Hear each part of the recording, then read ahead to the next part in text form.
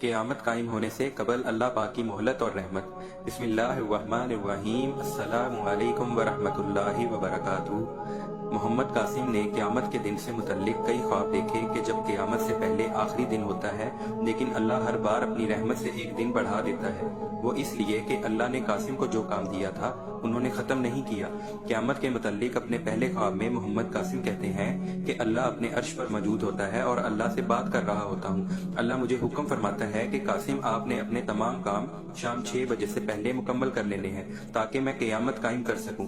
میں کہتا ہوں ٹھیک ہے، اور پھر میں گھر چلا جاتا ہوں۔ میں ایک لڑکی کو اپنے راستے میں جاتے ہوئے دیکھتا ہوں اور میں اس لڑکی سے شادی کرنا چاہتا ہوں۔ میں اس لڑکی کے پیچھے چل پڑتا ہوں اور یہ بات بالکل ہی بھول جاتا ہوں کہ اللہ نے شام 6 بجے قیامت قائم کرنی ہے۔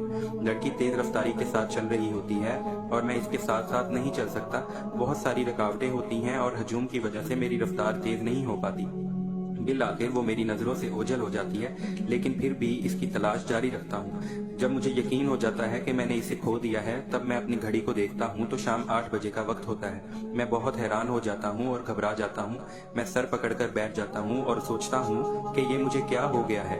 اللہ نے صرف ہمیں ایک موقع فراہم کیا اور میں نے اسے ضائع کر دیا، لیکن پھر میں حیرت زدہ ہوتا ہوں کہ میں شام 6 بجے تک زندہ کیسے ہوں۔ میں اس جگہ واپس چلا جاتا ہوں جہاں سے میں نے اللہ سے بات کی تھی۔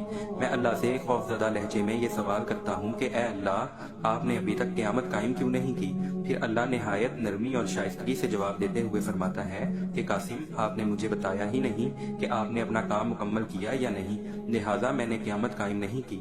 اللہ کی رحمت کو دیکھنے کے بعد میں بہت سکون محسوس کرتا ہوں۔ میں اللہ کو بتاتا ہوں کہ میں ایک لڑکی کو کیسے ملا اور میں اس کا تعاقب کرنے میں اپنا سارا وقت ضائع کرتا رہا، یہاں تک کہ میں اسے حاصل بھی نہ کر سکا۔ اللہ فرماتا ہے کہ کوئی مسئلہ نہیں قاسم، آپ کی وجہ سے میں نے قیامت کا وقت بڑھا دیا ہے۔ آپ اب بہت تھک گئے ہوں گے، آپ گھر چلے جائیں اور آرام کریں، پھر کسی دن کا انتخاب کریں گے اور اس کے مطابق اس پر کام کریں گے، اور جب آپ اپنا کام ختم کر لیں تو مجھے بتا دیں تاکہ میں قیامت قائم کروں۔ میں بہت پرجوش ہو جاتا ہوں اور دل ہی دل میں کہتا ہوں کہ اللہ نے مجھ پر اتنا بڑا احسان کیا ہے، میں آئندہ سے صرف اللہ کی ذات پر ہی بھروسہ کروں گا۔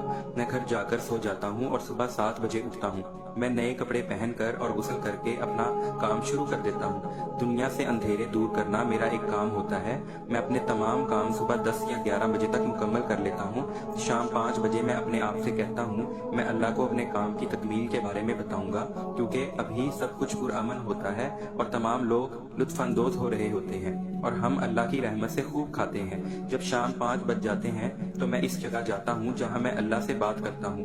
میں اس سے کہتا ہوں آپ نے جو کام مجھے دیا تھا میں نے آپ کی مدد سے مکمل کر لیا ہے۔ پھر اللہ فرماتا ہے ٹھیک ہے قاسم، اب میں قیامت قائم کر دوں گا۔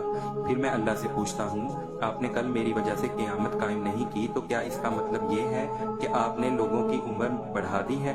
اللہ فرماتے ہیں کہ میں نے نہ صرف ان کی عمر میں اضافہ کیا بلکہ میں نے ان کا رزق بھی بڑھا دیا، اور یہ خواب یہیں پر ختم ہو جاتا ہے۔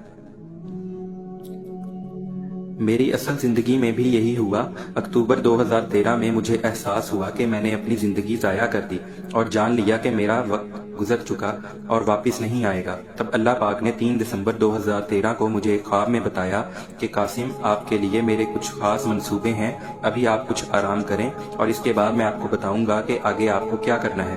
پھر اپریل 2014 میں ایک خواب میں اللہ پاک نے مجھے پہلی بار بتایا کہ قاسم، اپنے خواب ساری دنیا سے بیان کرو، میں چاہتا ہوں کہ ہر ایک کو معلوم ہو کہ آپ کون ہیں، اور یہ خواب یہیں پر ختم ہو جاتا ہے۔ وعلیکم السلام ورحمۃ اللہ وبرکاتہ۔